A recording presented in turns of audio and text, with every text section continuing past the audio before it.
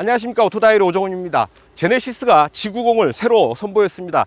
EQ900에서 이제 G90으로 완전히 이름을 바꾸게 되는 것이죠. 기존의 파워트레인은 그대로 둔 채 디자인을 완전히 바꿨습니다. 앞모습 보시다시피 전축 후 앞, 옆, 뒷모습이 완전히 바뀌어서요, 기존의 EQ900이 과연 맞나 싶은 생각이 드는 것도 사실입니다.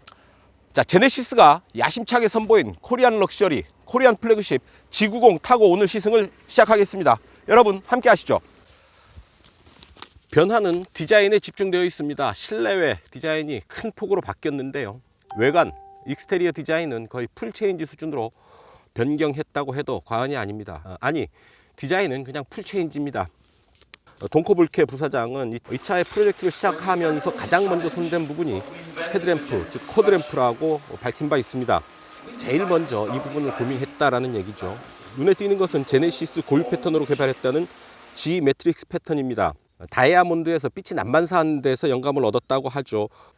G 매트릭스 패턴을 적용한 크레스트 그릴이 눈길을 끄는데요, 코드램프와 함께 차체의 전면부를 구성하는 가장 중요한 포인트가 되겠습니다. 오각형의 모양이 마치 슈퍼맨의 상징 마크와 같다. 그래서 슈퍼맨 그릴이라고 부르는 사람들이 벌써 있더군요. G90의 가장 상징적인 모습, 그리고 더 나아가서는 제네시스의 어떤 그 디자인 포인트가 되지 않을까 싶습니다. 라디에이터 그릴 위쪽에 자리한 제네시스 윙 엠블럼, 날개 양끝에서 시작되는 보닛 라인이 또한 상당히 인상적인 캐릭터 라인을 형성하고 있고요. 보닛 양끝단에는 역시 헤드램프로 이어지는 이 라인, 흐름들이 예사롭지가 않습니다. 플래그십 세단으로서 어떤 당당함과 위엄을 갖추면서도 절대 과하지 않은, 그래서 절제된 디자인을 완성하고 있음을 알 수가 있습니다. 자, 측면 모습 살펴보시죠. 지메트릭스 패턴이 적용된 휠입니다. 19인치 휠인데요, 어떻습니까? 보기에 좀 화려하고 눈길을 끌기에는 충분하지 않을까 싶습니다. 관리하기에는 어려움이 좀 있을 듯 합니다. 헤드램프에서 측면으로 이어지는 이 측면 라인이 대형 세단의 어떤 그 견고한 라인을 이루고 있습니다. 5m가 넘는 아주 큰 대형 세단입니다. 하지만 거의 완벽에 가까운 비례를 가짐으로 해서 겉으로 보기에 그렇게 커 보이지 않는 그런 그 착각을 불러일으키고 있죠. 그리고 휠하우스 앞쪽에 범퍼 측면에 공기 바람구멍을, 이 부분에 보면 바람구멍을 넣어 가지고요, 공기가 통할 수 있는 이런 구멍을 배치를 해서 브레이크 냉각, 이런 효율도 충분히 배려하고 있는 것을 알 수가 있습니다. 타이어는 245-45R19 사이즈의 타이어, 컨티넨탈 타이어를 적용을 해서 좀 더 승차감과 고성능에 대응할 수 있도록 하고 있습니다. 370마력의 힘을 가진 아주 고성능 세단이기도 하죠. 자, 고스트 도어 이렇게 살짝 걸쳐 놓기만 하면 알아서 이렇게 잡아당겨서 스스로 도어를 닫습니다. 도어의 여닫는 느낌 아주 중후하고요. 특히 이 도어의 무거운 느낌이 있어서 차체의 고급감을 느끼는 아주 중요한 포인트 중에 하나죠. 일단 그 아주 가볍고 통통거리는 도어가 아닙니다. 묵직하고 중후한 그런 느낌을 주는 도어입니다. 네, 뒷모습입니다. 좌우로 견고한 일자 라인을 바탕으로 대형 세단 투구의 그런 견고한 뒷모습을 완성을 하고 있습니다. 제네시스 레터링으로 이제 엠블럼을 대신하고 있고요. G90 네이밍과 H트랙 3.3T 트림 이름을 적어 놓고 있습니다. 어떻습니까? 보시면 역시 포인트를 이루는 게 리어 램프일 텐데요, 좌우를 이렇게 연결하는 일자형 라인을 배치를 함으로 해서 좀 더 눈에 띄면서도 어떤 견고한 대형 세단의 어떤 그 고집, 위엄, 카리스마를 표현하고자 하지 않았나 싶습니다. 라디에이터 그릴과 같은 모습으로 머플러를 디자인해 놨습니다. 어떻습니까? 뒤에서 보실 때 크게 드러나지 않으면서도 딱 그곳을 보게 되면 뭔가 그 전하려는 메시지가 있다라는 것을 배구에서도 알 수 있지 않을까 싶습니다. 앞뒤에 어떤 그 디자인적인 일관성을 유지하려는 그런 의도들이 이렇게 구석구석 숨어 있는 거죠. 자, 이제 인테리어를 보실 차례입니다. 네, 운전석입니다. 아주 고급스러운 실내를 마주하게 되죠. 나무와 가죽, 금속 이런 재질들을 잘 조화를 시켜서 실내를 아주 고급스럽게 잘 표현하고 있습니다. 특히 질감이 살아나는 이런 나무들이 고급스러움을 표현하는 아주 좋은 재료죠. 실제 원목을 사용을 하고 있습니다. 아주 고급스러운 원목을 사용을 하고 있고요. 가죽도 프리미엄 나파 가죽을 비롯해서 아주 최고급 수준의 인테리어 소재를 사용하고 있습니다.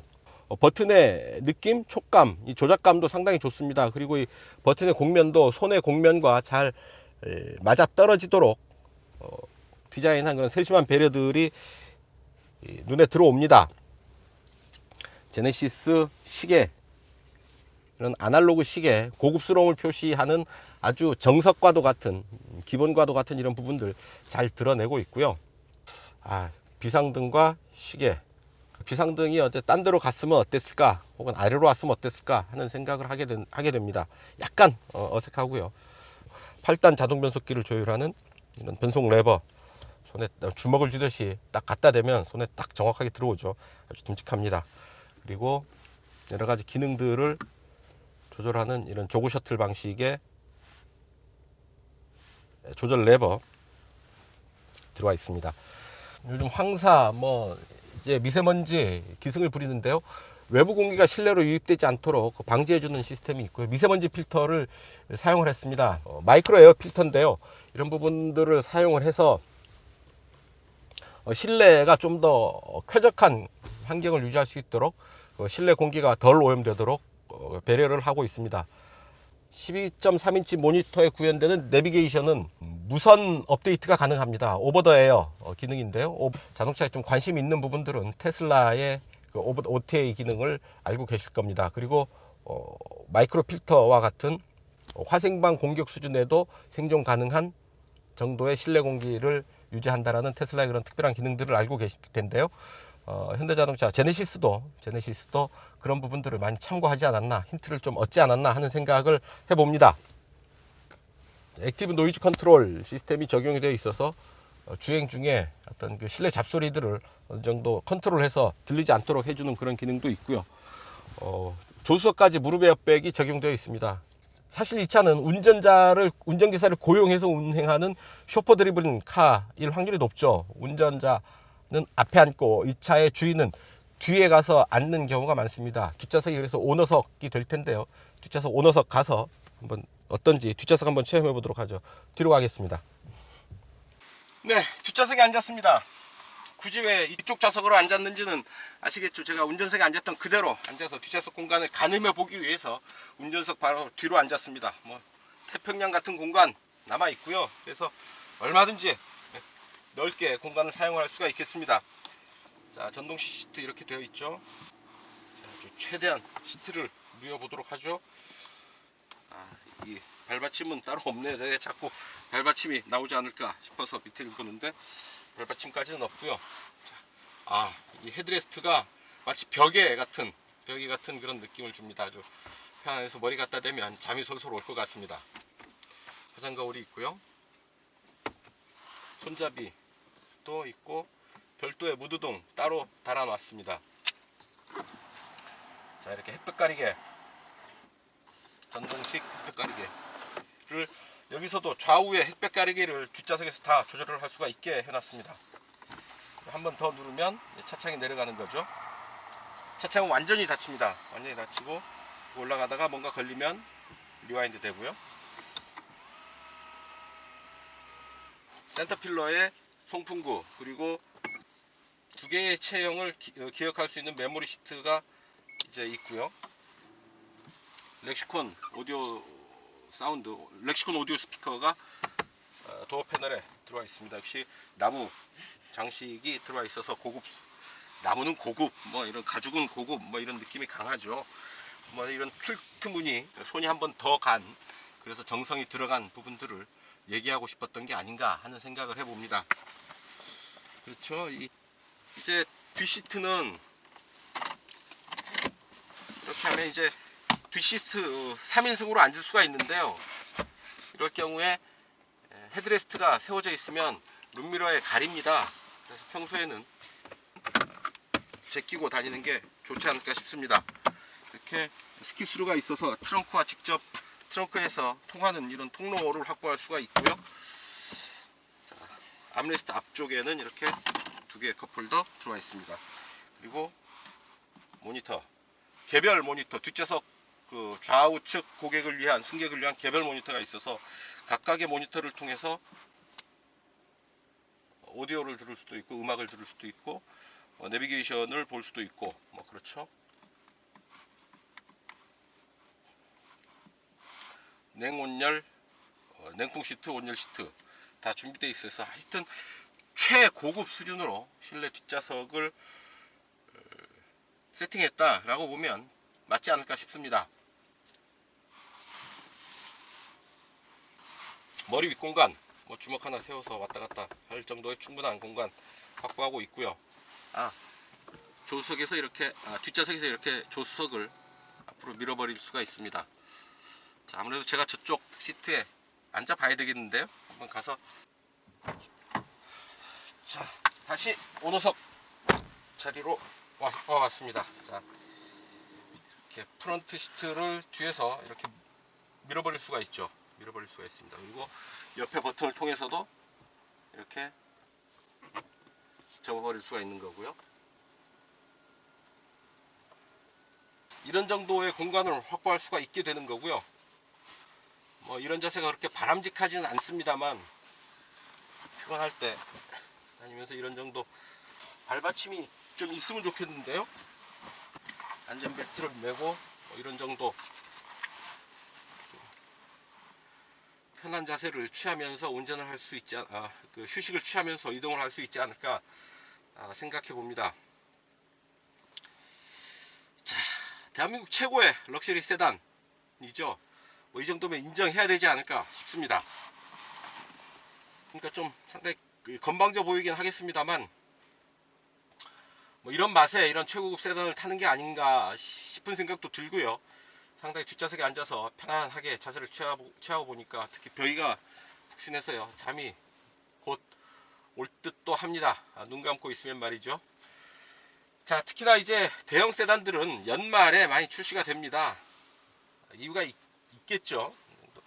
각 기업체들이 연말 승진 인사들을 할 때 새로 임원이 되는 임원들에게, 신임 임원들에게 뭐 대형 준대형 세단서부터 대형 세단까지 이렇게 주는데요.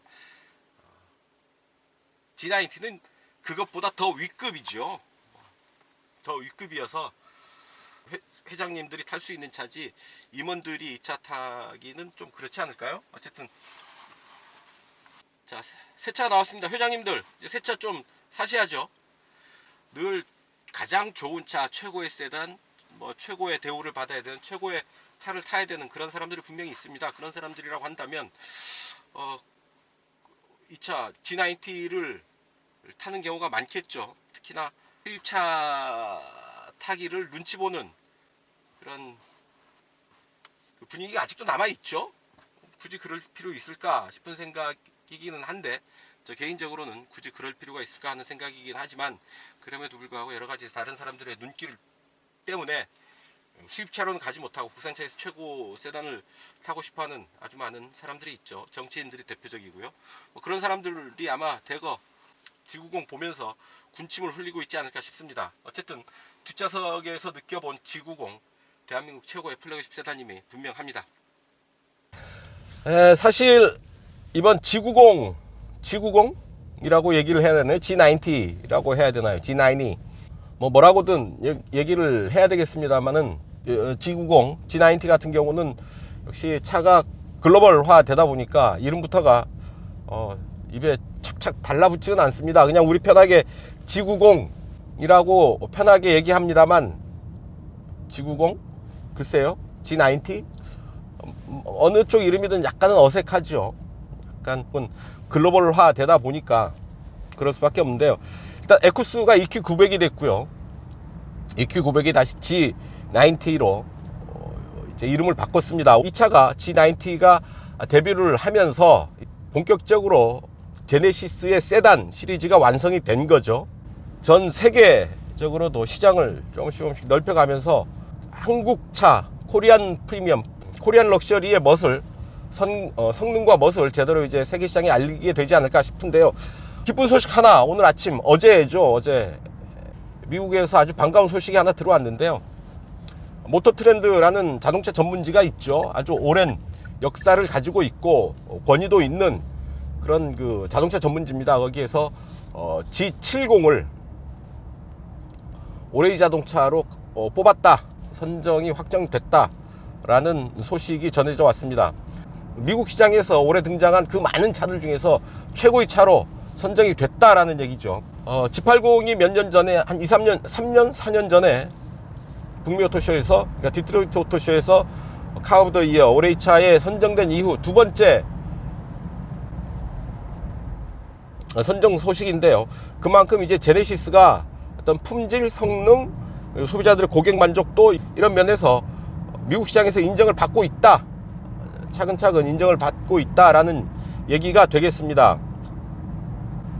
이제 아주 반가운 얘기인데요. 이제 G90이 G80 받았고 G70 받았으니까 이제 G90이 한 번 더 받으면 헤드트릭을 기록하는 셈이 되겠죠. 한번 기대를 해 보겠습니다. 아, 12.3인치 모니터가 아주 시원합니다. 터치도 잘 되고요.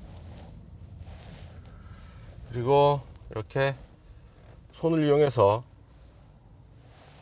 축소 확대가 자유자재로 됩니다. 아주 직관적으로 사용할 수 있는 내비게이션 모니터 12.3인치입니다. 자, 국산 최고급 세단이라고 감히 얘기할 수 있겠습니다. 이보다 더 고급 차는 없죠. 국산차 중에서. 자동차 한국 세단의 자존심을 걸고 만든 차이지 않을까 싶은데요. 이 버튼들의 작동감도 상당히 고급스럽습니다. 이렇게 띡띡 누르고 바로 열리고 뭐 이런 게 아니고요. 누르면 부드럽게 여유 있게 참 열리는 것도 고급스럽습니다. 모든 실내 재질의 고급감은 손끝에서 먼저 알게 되는데요. 손끝에서 느끼는 이런 그 천연 나무의 어떤 표면의 재질, 그리고 그 밑에 금속 재질의 어떤 촉감이 매우 고급스럽습니다. 자, 시승 모델은 3.3 모델입니다. 3.3 370마력의 힘, 그리고 54.0kgm의 토크를 가지고 있죠. 자, 잠깐 서는 사이에 스티어링 휠 한번 볼까요? 자, 하나, 둘, 2.3회전 정도 하는데요. 대형 세단치고 아주 타이트한 조향비를 가지고 있다고 얘기할 수 있겠습니다. 2.3회전을 하는 거죠.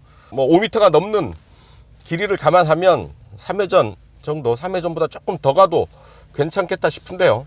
덩치는 크지만 조향의 맛은 많이 예민하게 맞춰져 있는 게 아닌가 싶으네요. 길 안내, 경기도 파주 해이리 마을. 첫 번째, 이렇게 목소리, 음성 명령만으로 내비게이션 목적지를 설정을 할 수가 있고요. 마찬가지 이제 작동 과정을 거쳐서 뭐 오디오, 핸드폰 이런 부분들, 운전과 상관없는 이런 그 편의 장비들은 이렇게 음성 명령을 통해서 조작할 수가 있습니다. 상당히 편리하겠죠.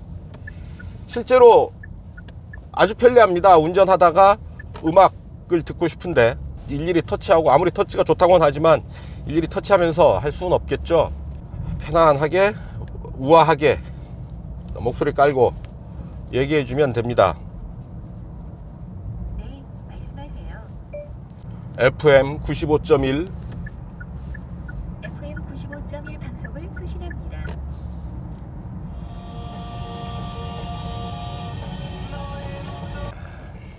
움직이는 느낌이 바퀴 달린 소파의 그런 느낌인 거죠.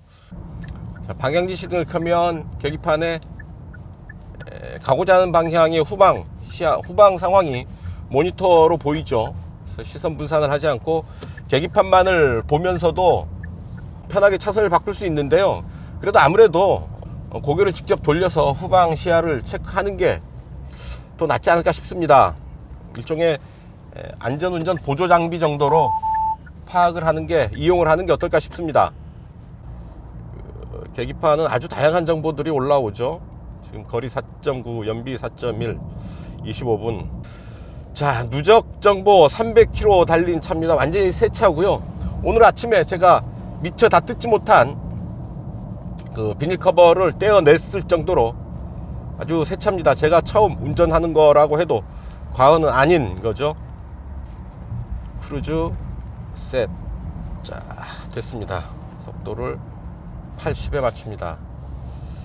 왼쪽으로 돌아 나가는 길이죠. 왼쪽 커브길입니다. 정해진 속도 80에 맞춰서 왼쪽으로 돌아 나가는데요. 옆차와 나란히 달리고 있는데 차로의 중앙을 정확하게 유지를 하고 있습니다. 그래서 어느 한쪽으로 쏠리는 느낌이 없고요. 차분하게 하지만 정확하게 차로의 중앙을 읽으면서 달리고 있습니다. 아주 편한데요. 정해진 속도로 순항을 하다가 체중 구간을 만나니까 스스로 차로의 속도를 이렇게 조절을 합니다. 그리고 핸들을 쥐라는 경고 안내가 상당히 그 텀이 오래입니다. 제법 오랫동안 그냥 핸들을 놓은 채로 달려도 현실적으로 가능합니다. 그런 것들이 가능은 한데요. 결코 권할 만한 바람직한 일은 아니다라는 얘기죠. 아, 헤드레스트도 아주 편하네요. 머리에 닿는 느낌이 편합니다. 렉시콘 오디오 시스템을 사용을 하죠. 아주 최고급 오디오, 하이엔드급 오디오인데요. 오디오 소리를 키웠을 때 음이 찌그러지지 않고 하나하나가 다 살아있는, 결결이 살아있는 그런 그 소리를 들을 수 있는데요. 어련하겠습니까? 렉시콘인데요. 특히나 더 그런 그 오디오가 빛이 나는 게 차가 워낙에 조용하죠. 실내가 아주 조용하게 만들어진 차이기 때문에 좋은 오디오를 쓰는 효과가 훨씬 더 큰 거죠. 아무리 좋은 오디오를 써도 뭐 이 일상생활 영역에서 바람소리, 노면의 잡소리 같이 섞여 들어온다면 고급 오디오를 쓰는 의미가 그렇게 크지 않겠죠. 이 차 지금 많은 차들과 섞여서 이렇게 도로 위를 움직이고 있는데 창밖의 소리가 거의 들리지 않습니다. 자, 그리고 차간거리는 하나, 둘, 셋, 넷, 네 단계로 조절이 가능합니다. 반자율 운전 아주 성능이 대단히 좋아졌습니다. 그냥 손 적당히 걸치고 그냥 차가 알아서 운전을 해도 좋을 정도인데요. 적어도 자동차 전용 도로에서는 그래도 될 것 같습니다. 자, 주행 모드는 스포츠, 에코, 커스텀, 컴포트 4개 모드가 있네요. 자, 컴포트 모드로 일단 가볼까요? 편안하게. 운전자는 살짝 불안하지만 차는 진짜 차로 중앙을 유지하면서 혼자 운전 잘하네 이놈. 어지간한 그 초보 운전자보다 훨씬 낫습니다. 그냥 핸들은 쥐고 있을 뿐인데 지가 알아서 돌아갑니다.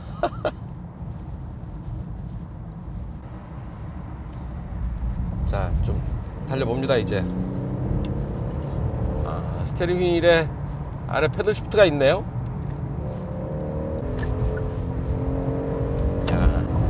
마지막 순간에 가속 페달은 킥다운이 걸리고요. 아주 짧은 구간에서 속도를, 어마무시한 속도를 만들어낼 수도 있습니다. 370마력의 힘이 그렇게 만만한 게 아니죠. 아주 엄청나게 큰 힘입니다. 300마력이 훨씬 넘는, 거의 400마력에 육박하는 그런 힘을 가졌다라는 거. 마음 먹으면 이 차를 스포츠 세단으로도 다룰 수 있겠다라는 얘기죠. 전자식 에어 서스펜션을 적용을 하고 있고요. 그래서 노면 상황에 맞춰서 스스로 서스펜션의 강도를 최적화할 수 있습니다. 코리안 플래그십이라고 해도 좋을 정도네요. 모토트렌드가 G70을 올해 2차로 뽑으면서 코멘트한 부분 중에 하나가 코리안 럭셔리입니다. 인테리어에서 한국의 어떤 그 한국적인 고급스러움을 잘 표현하고 있다, 잘 만들었다라는 평가가 있었다고 전해 들었는데요. 그런 면에서 볼 때 제네시스가 어떤 한국의 플래그십, 한국의 럭셔리 세단의 어떤 그 모범 전형을 보여줄 책임이 있는 차다라고 볼 수가 있겠죠. 제가 말하는 딱딱 끊기는 부분들이 상당히 좀 거슬리시죠. 죄송합니다. 제가 자연스럽게 얘기를 하려고 하는데요. 운전을 하면서 동시에 멘트를 하다 보니까 멘트를 하는 도중에도 잠깐 이 체크하고 확인해야 될 부분들이 있습니다. 머리는 돌아가고 눈은 확인하고 이 버퍼링이 잠깐 생깁니다. 그런 부분 좀 이해를 해 주시면 대단히 감사하겠습니다. 악성 댓글에 크게 신경을 쓰지는 않습니다만 썩 유쾌하지는 않죠. 그런 거를 보면서 저희 시승기가 어떤 그 자동차에 대한 악성 댓글이 되지는 않을까 하는 생각도 합니다. 제작자들의 입장에서는 악성 댓글이라고 볼 수도 있는 부분들이 있지 않을까 하는 반성을 하게 되고요. 가급적 악성 댓글 같은 시승기가 되지 않도록 저 스스로도 유의하겠습니다. 도가 지나치는 글은 제가 올라온 대로 바로 삭제를 하니까요. 그렇게 크게 걱정은 하지 않습니다만 어쨌든 올라오는 악성 댓글 보면서 잠깐 드는 생각 말씀드려 봤습니다. 자, 어쨌든 그렇고요. 자, 가속할 때 이 승차감과 성능이 양립하기 힘들다고 하잖아요. 왜 이제 어떤 그 거기에서 말하는 승차감은 약간 어떤 그 편안함, 푹신한 말랑거리는 승차감이라고 한다면 그 말이 맞습니다만 승차감이 꼭 그런 것만은 아니죠. 아주 하드하고 딱딱한 가운데서도 편안한 실내를 느끼는 그런 승차감도 있습니다. 제네시스 G90이 바로 후자의 경우에 해당합니다. 아주 서스펜션이 말랑거리지 않습니다. 노면의 굴곡 타고 넘을 때, 그리고 노면의 움프 패인 곳, 과속방지 타고 넘을 때 강하게 그런 충격을 넣으면서도 잔진동이 없습니다. 한 번에 딱 정확하게 노면의 충격, 굴곡을 넘어가고요. 그 느낌이 상당히 단단하면서도 편합니다. 그 잔진동이 없고 넘어가는 그 충격을 받는 느낌조차도 상당히 차원 높은 그런 그 수준을 보여주는 거죠. 충격을 흡수하는 반응이 그렇습니다.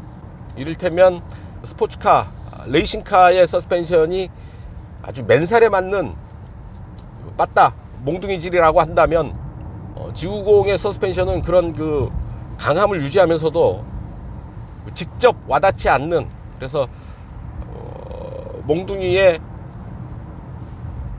담요 정도 수건?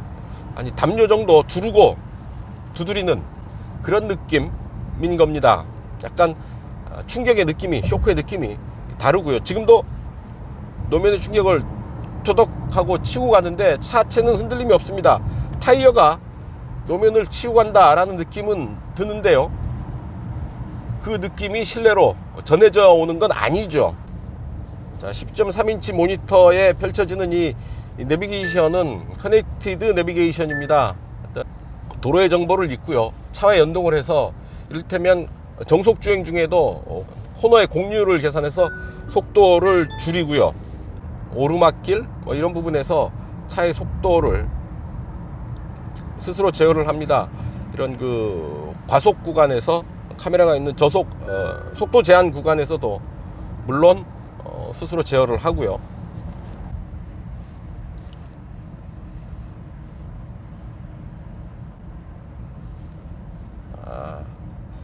이 차로가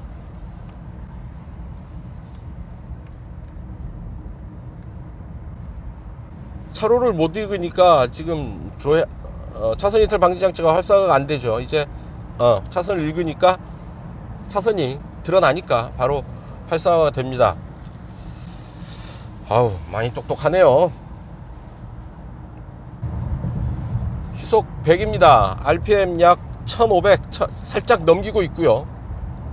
방향지 시등을 켜지 않고 억지로 차선을 넘어왔더니 제법 힘을 줘야 됩니다. 자, 지금 앞에 카메라가 있는데 운전자가 속도를 줄이지 않으니까 차가 스스로 속도를 줄이고 있습니다. 100으로 맞췄는데 90까지 스스로 속도를 내린 거죠. 카메라는 가짜 카메라네요. 자, 그리고 다시 지나서 스스로 가속을 하고 있고요. 저는 가속을 전혀 하지 않고 가속 페달을 건드리지 않고 있습니다. 바로 이런 부분에서 이런 커넥티드 기능의 일부를 느낄 수가 있는 거죠. 기능들 많습니다. 지금 커넥티드 카카오와의 음성 인식 서버, 그 사운드 하운드 이런 부분들 많은데요. 자, 이제 속도를 좀 내보죠. 놀라운 주행 안정감 보입니다. 제동을 해봤는데요. 느낌이 좀 다릅니다. 지금 일상 그냥 편안하게 달리다가 브레이크를 밟을 때는 좀 부드러운 페달의 감각이고요. 아까 과속 카메라 앞에서 속도를 약간 오버한 상태에서 제동을 딱 했더니 브레이크 느낌이 좀 딱딱했습니다. 제동을 할 준비를 하고 있었다라는 얘기죠. 도로의 상황을 감지를 하고 운전자가 조작을 하면 좀 더 강한 힘으로 그 브레이크를 작동할 수 있게 미리 준비를 하고 있었던 게 아닌가 생각이 됩니다. 브레이크 어시스트 기능입니다. 상당히 유용한 그런 기능들을 아주 많이 갖고 있습니다. 야, 금방 도로 위에 뭐가 튀어올라서 회피 제동을 했는데요. 잘 따라옵니다. 고속에서도 또 가속이 거침없이 일어납니다. 자, 노면의 굴곡, 고속에서 이런 굴곡진 도로를 만나면 차가 퉁퉁 튀어오르거나 뭐 이런 불쾌한 움직임을 전해오는 경우가 있는데요. 아주 노면을 딱 붙들고 정확하게 움직여줍니다. 고속에서 제동을 좀 강하게 하니까 시트가 살짝 되감기면서 몸을 잡아줍니다. 차의 움직임을 읽고 미리 대응을 하는 거죠.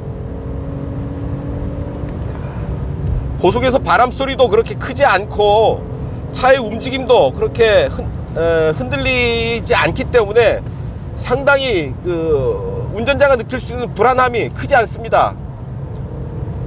속도에 비해서 실제 몸이 느끼는 체감 속도도 그렇게 높지 않고요. 좀 달리나 해서 계기판을 보면 엄청 빠른 속도라는 걸 알 수 있습니다. 체감 속도와 실제 속도 사이에 괴리가 큽니다. 처음에 출발할 때 아주 잠깐 멈칫하는 느낌이 있긴 한데요. 아주 잠깐 그런 느낌을 주고 난 뒤에 바로 이제 속도를 올려갑니다. 야, 이 속도에서 이런 안정감을 보인다는 것, 바람 소리도 크지 않습니다. 대단합니다. 코너 한번 보죠. 제동. 오, 얼었어. 코너 좋습니다. 몰아붙이는데 소리가 절로 나오네요. 야, 진짜 노면을 딱 붙들고 아주 강하게 몰아붙이는 그런 느낌 아주 좋습니다. 재미있고요. 다이나믹합니다. 그리고 편하고 안정감이 있습니다. 자, 속도를 높이고 제동 턴. 자, 차가 돌아 나가는데요. 충분히 여유가 있습니다. 근데 시트가 몸을 꽉 잡아주네요. 뉴트럴하게 강하면서도 안정된 그런 자세 느끼면서 코너를 공략할 수 있었습니다. 역시 사륜구동이 코너에서는 강한 그런 면모를 잘 보여줬습니다. 서로 상반되고 때로 모순되는 개념들을 잘 조화를 이뤄서 아주 높은 수준에서 제네시스 G90 안에 녹여냈습니다. 어떤 성능과 승차감, 안정감과 안정감 있는 자세와 다이나믹한 그런 동적인 맛, 대단하네요. 자, 마구 달렸는데요. 평균 연비 5.5, 5.8 정도의 연비를 보였다라는 얘기죠. 엔진이 완전히 멈췄죠. 차가 멈추니까. 스티어링 휠을 돌려도 시동은 다시 켜지지 않습니다. 브레이크를 떼야 다시 켜지는데요. 상당히 조용합니다. 진동은 없고요. A8인데요. 무선 충전을 해놓았더니 약간 뜨겁다 싶을 정도로 온도가 올라가네요. 이게 뭐 핸드폰 문제라며요? 근데 핸드폰 문제건 어쨌건 하여튼 뭐 무선 충전을 했더니 좀 열이 올라옵니다. 자, 시속 100에 7단. 4단, 5단, 4단, 3단, 3단까지 떨어지고요. 2단 안 되죠. 자, 뒤로 갑니다. 아유. 자, 이 차의 외장 컬러가 9개, 내장 컬러가 7개인데요. 이렇게 아주 다양한 내외장 컬러가 몇 개의 조합으로만 운영이 됐었죠, 지금까지는. 그래서 뭐 이 컬러의 인테리어 이 색상을 하려면 안 되는 경우들이 제법 있었죠. 이제 그렇지 않습니다. 어떤 경우의 조합이든지 다 대응을 한다고 합니다. 원하는 익스테리어 컬러, 원하는 인테리어 컬러 모두가 되고요. 그 조합 경우의 수가 무려 2만 가지가 된다고 하네요. 여러 가지 옵션까지 다 포함을 하면 무려 2만 가지 조합이 가능한데요. 그 조합을 다 일일이 대응한다고 합니다. 자, 이거는 안 되고요. 그거 하시려면 요 차급을 올려야 되고요. 뭐 그런 거 없이 이 컬러에 이 편의 장비, 이 인테리어 컬러, 이런 조합을 소비자가 원하는 것에 대해서 원하는 만큼 대응을 해준다라는 게 제네시스의 방침입니다. 가능하다고 하고요. 하지만 좀 더 지켜봐야 되는 것이 그런 경우들이 예전에도 있었죠. 이를테면 뭐 90년대 초중반에 기아자동차가 마이너스 옵션을 도입한 적이 있습니다. 빼고 싶은 옵션들 다 뺄 수 있게 해서 차를 판매했던 적이 있는데 오래가지 못했습니다. 뭐 소비자들의 요구가 왜 없었겠습니까만은 그것을 일일이 대응하기에는 공장의 라인 과정이 부담이 많았던 거죠. 하지만 제네시스는 워낙 이제 고급 브랜드다 보니까 고객의 의견, 요구 하나하나를 맞춰주는 게 사실은 중요한 겁니다. 이런 거죠. 차급이 점점 더 고급차로 올라갈수록 고객의 어떤 디테일한, 어떻게 보면 까탈스럽게 보일지도 모르는 고객의 의견을 하나하나를 어느 정도까지 맞춰주느냐에 이런 브랜드의 파워가 결정이 됩니다. 그렇게 이렇게 세심하게 나에게 맞춰주는구나, 다음에 또 사야지, 친구한테 사라 그래야지,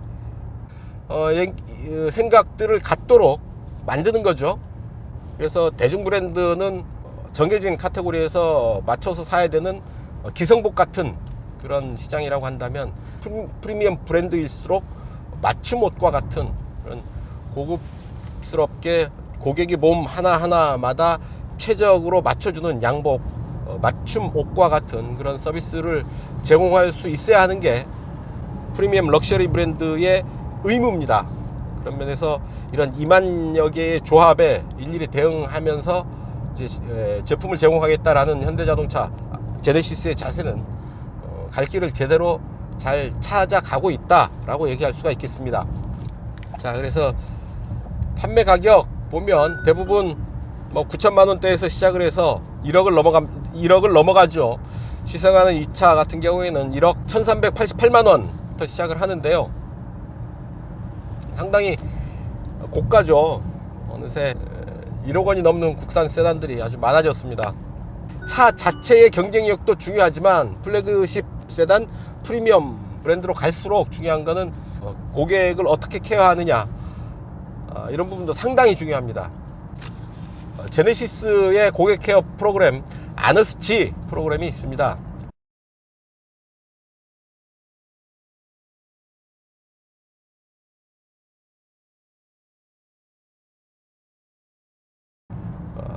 자동차를 탈 때는 물론 뭐 사회생활, 문화생활 뭐 이런 부분들까지 폭넓게 고객을 케어해주는 아너스치 프로그램인데요. 예를 들면 해외여행을 갔는데 이 근처에 뭐 갈만한 맛집 추천을 요청을 할 수도 있고요. 맛집 아주 다양하게 고객의 삶을 케어해주는 그런 프로그램입니다.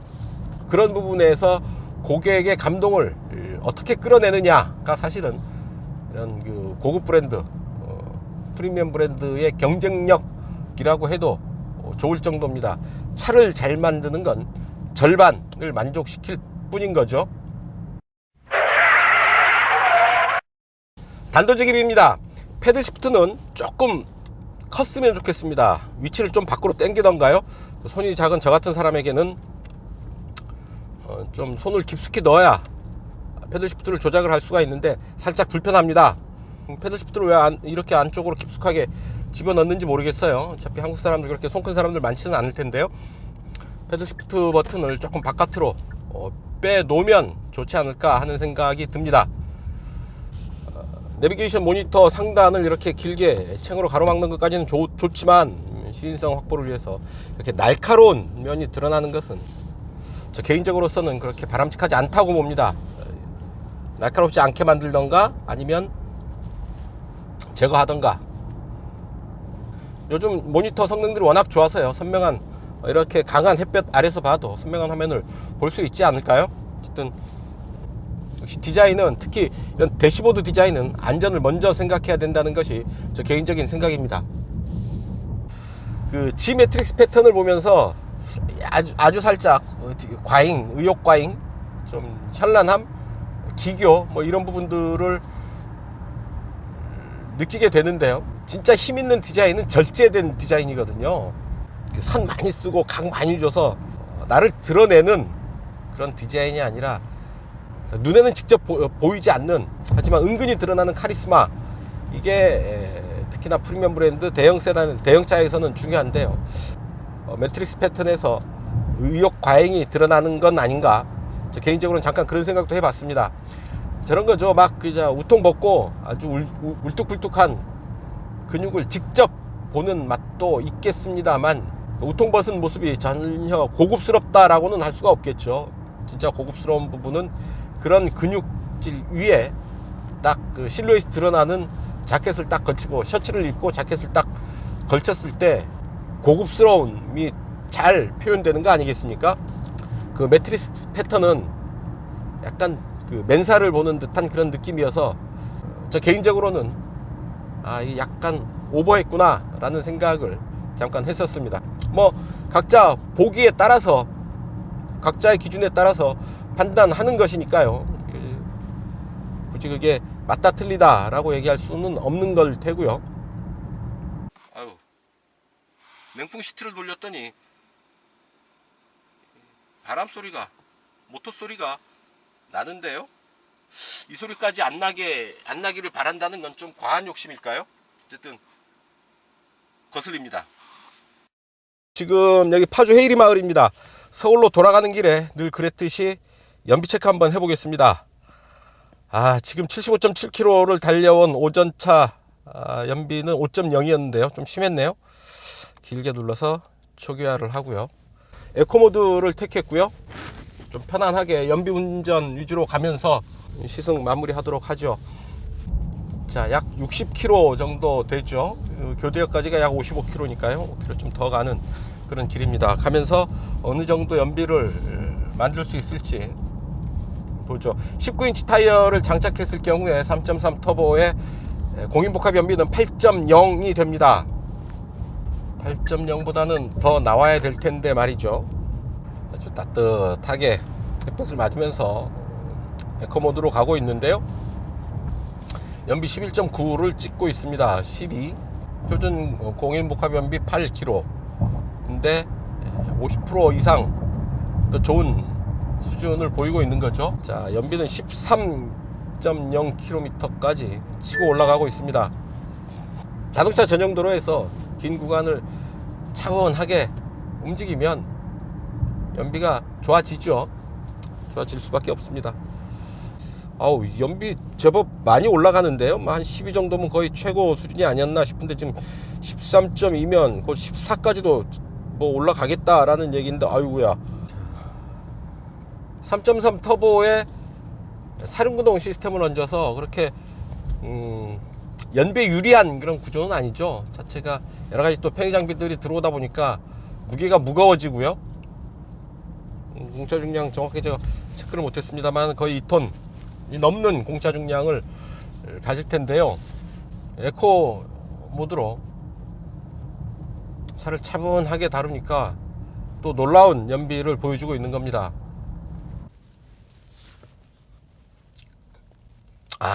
시동이 꺼집니다. 그 시동이 꺼졌을 때 실내의 느낌, 아주 그 외부 세기가 딱 단절된, 단절됐다 그러는 게 오토바이가 그렇게, 오토바이 소리가 꽤 깊게 들어오네요. 어쨌든 뭔가 그 소리가 차단된 느낌이 주는 적막함, 단절된 느낌, 그런 것들이 또한 그 고급스러움을 느끼게 하는 또 하나의 포인트가 아닌가 싶습니다. 자, 제네시스 강남에 도착을 했습니다. 거리 딱 60km 달려왔군요. 연비 12.2 기록을 했습니다. 대단하지 않습니까? 공인복합 연비가 8인데요. 8.0보다 무려 4km 이상, 4.2km를 더 가서 12km를 기록을 했습니다. 아주 대단한 연비 효율을 보인다는 것 확인을 하고 여기서 시승을 마치겠습니다. 자, 갑니다. 하나, 둘, 셋.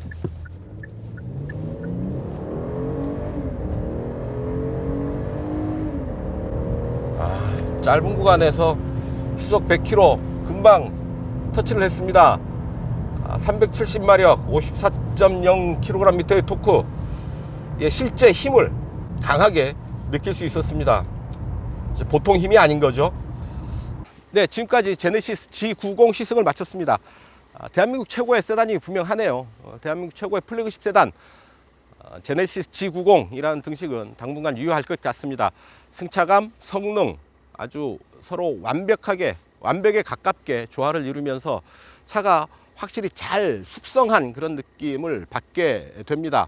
파워트레인, 엔진, 변속기 이전 그대로이기 때문에 특별히 성능에 대해서는 언급할 필요는 없겠습니다만, 어쨌든 차의 각 부분들이 서로 잘 조화를 이루면서 한층 더 잘 성숙되어 있다라는 점 말씀을 드리고요.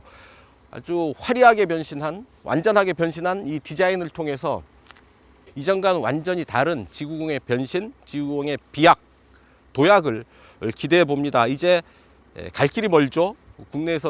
국내에서는 물론 글로벌 시장에서도 경쟁자가 상당합니다. 최고 수준의 어떤 그 경쟁자들과 치열한 경쟁을 해야 되는 만큼 이 차 G90 역시 좀 더 강한 경쟁력을 가지고 세계 무대에서 코리안 플래그십의 이름을 한껏 세워주기를 기대해 봅니다. 자, 오늘 시승은 여기서 마치겠습니다. 지금까지 저는 오토다이어리 오종훈이었습니다. 감사합니다.